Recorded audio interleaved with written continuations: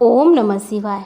माताएं एवं बहनों, दोस्तों और साथियों, आपको भक्ति गाथा 1.7 में हार्दिक स्वागत है।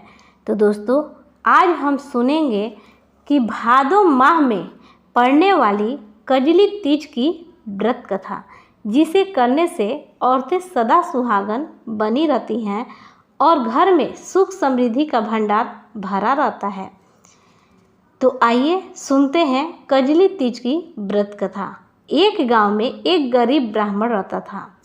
भाद्रपद महीने की कजली तीज आई। इन्हीं ने तीज माता का व्रत रखा। ब्राह्मण से कहा, आज मेरा तीज माता का व्रत है, कहीं से चने की सातू लेकर आओ।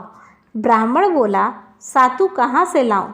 तो ब्राह्मणी ने कहा कि चाहे चोरी करो चाहे डाका डालो, लेकिन मेरे लिए सातू लेकर आओ। रात का समय था। ब्राह्मण घर से निकला और साहूकार की दुकान में घुस गया। उसने वहां पर चने की दाल, घी, शक्कर लेकर 1.25 किलो तौलकर सातू बना लिया और जाने लगा। आवाज़ सुनकर दुकान के नौकर जाग गए और चोर चोर चिल्लाने लगे। साहूकार आया और ब्राह्मण को पकड़ लिया। ब्राह्मण बोला, मैं चोर नहीं हूँ, मैं एक गरीब ब्राह्मण हूँ। मेरी पत्नी का आज तीज माता का व्रत है, इसलिए मैं सिर्फ यह 1.25 किलो का सातू बना कर ले जा रहा था। साहूकार ने उसकी तलाशी ली। उसके पास सातू के अलावा कुछ नहीं मिला। चांद निकल आया था। ब्राह्मणी इंतजार ही कर रही थी। साहूकार ने कहा कि आज से तुम्हारी पत्नी को मैं अपनी धर्म बहन मानूंगा। उसने ब्राह्मण को सातू, गहने, रुपए, मेहंदी, लच्छा और बहुत सारा धन देकर ठाठ से विदा किया। सब ने मिलकर कजली माता की पूजा की। जिस तरह ब्राह्मण के दिन फिरे, वैसे सबके दिन फिरे। कजली माता की कृपा सब पर रहे। तो प्रेम से बोलिए, कजली माता की जय, शंकर भगवान की जय, माँ पार्वती की जय।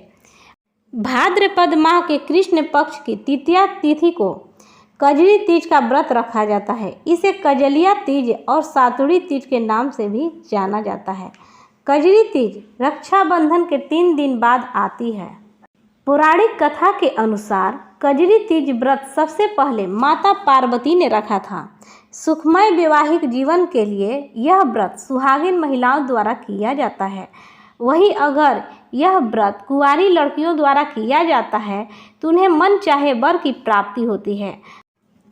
माना जाता है कि इस व्रत को सुहागिन के जीवन में प्रेम और समृद्धि बनी रहती है, साथ ही संतान और परिवार की खुशहाली का आशीर्वाद मिलता है। इस दिन रात में चांद की पूजा करने का विशेष महत्व है। इस दिन हाथ में गेहूं के दाने और जल लेकर चंद्रमा को अर्घ्य दिया जाता है। कजली तीज की पूजा विधि। कजली तीज व्रत के दिन ब्रह्म मुहूर्त में उठकर स्नान आदि से निवृत्त होने के बाद पूजा स्थल को साफ करके वहां एक चौकी पर लाल रंग या पीले रंग का वस्त्र बिछाएं।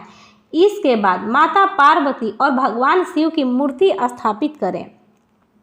आप चाहे तो यह मूर्ति मिट्टी से स्वयं बना सकती हैं। इसके बाद शिव गौरी का विधि पूर्वक पूजा करें। माता गौरी को सुहाग के 16 सामग्री अर्पित करें। साथ ही भगवान शिव को बेलपत्र, गाय का दूध, गंगा जल और धतूरा अर्पित करें। इसके बाद भगवान शिव और माता गौरी के मन में ध्यान लगाकर कजली तीज का व्रत कथा सुने। इसके बाद भगवान से अपनी क्षमा याचना करें। इस तरह से दे चंद्र को अर्घ्य। रात्रि में चंद्रोदय होने के बाद चंद्रदेव की पूजा करें और हाथ में चांदी की अंगूठी और गेहूं के दाने लेकर चंद्रदेव को जल का अर्घ्य दें। पूजा समाप्त होने के बाद किसी सौभाग्यवती स्त्री को सुहाग की वस्तुएं दान करके उनका आशीर्वाद लें और व्रत खोलें।